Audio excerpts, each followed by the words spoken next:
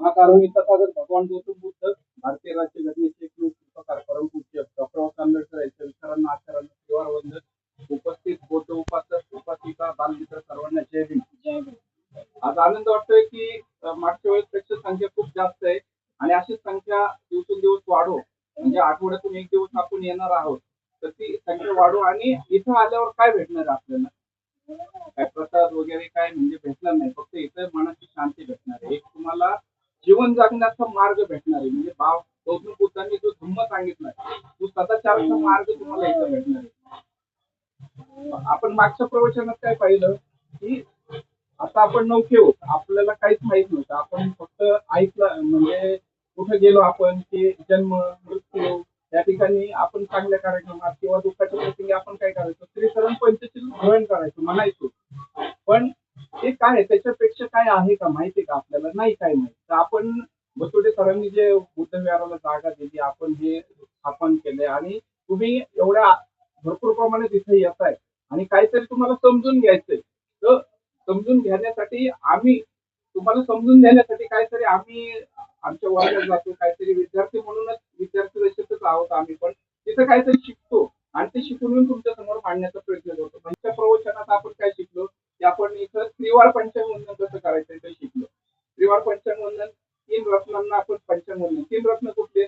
बुद्ध धम्म संघ, ही 3 रत्ने.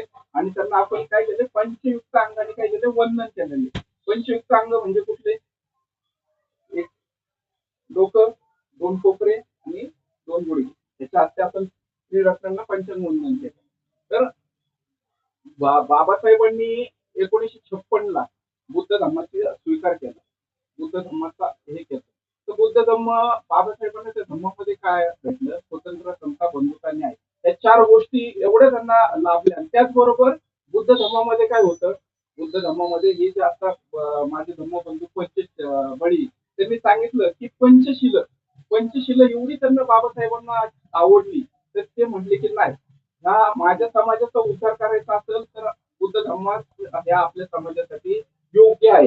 बाबासाहेबांनी 21 वर्ष अभ्यास केला, जगातले जेवढे धर्म होते अनेक, ख्रिश्चन, मुस्लिम, इसाई, सगळ्या धर्मांचा अभ्यास केला आणि त्या धर्मामध्ये काय जाणवलं त्यांना? या गोष्टी जाणवल्या नाही, स्वतंत्र, समता, बंधुता, न्याय, अजिबात जाणवले. त्याचबरोबर बुद्ध धर्माचा सुद्धा अभ्यास करत होते. या 4 गोष्टी, स्वतंत्र, समता, बंधुता, नाही. तर हिंदू धर्मामध्ये काय दिसलं त्यांना की समानता नाहीये, असमानता आहे. म्हणजे जाती जातीमध्ये भेद आहे, वेगवेगळ्या जाती आहेत, उच्च नीच आहे. तसं बौद्ध धर्मामध्ये समानता आहे. तर आपण बुद्ध धर्माचं आचरण करण्यासाठी पंचशीलाचं आचरण करणार आहे, तर